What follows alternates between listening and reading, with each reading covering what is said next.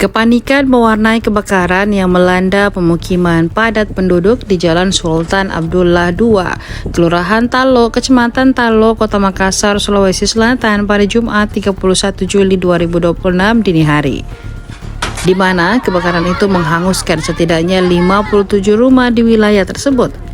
Risna menjadi salah satu masyarakat yang terdampak dalam kebakaran hebat tersebut.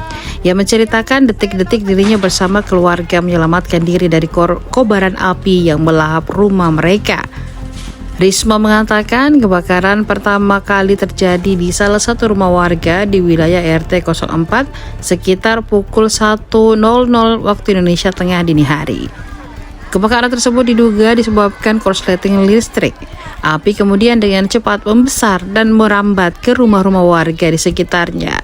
Saat kebakaran terjadi, Risma bersama keluarganya sedang tertidur lelap.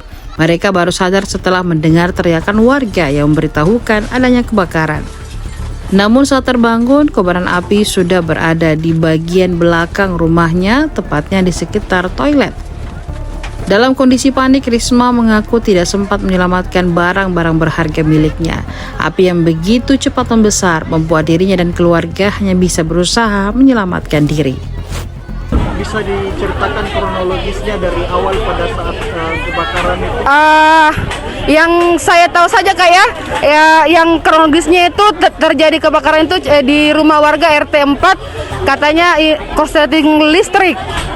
Iya, jam 1 terus sampai di rumah itu 1:30 sudah habis semua rumah, sampai jam 4.20 hangus semua. Hangus semua? Iya. Jadi memang tidak ada barang yang bisa diselamatkan? Tidak ada yang bisa diselamatkan. Hangus semua, habis Kak.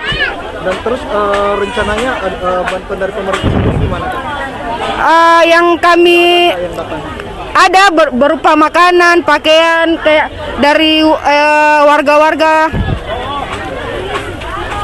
Download Tribun X sekarang, menghadirkan lokal menjadi Indonesia.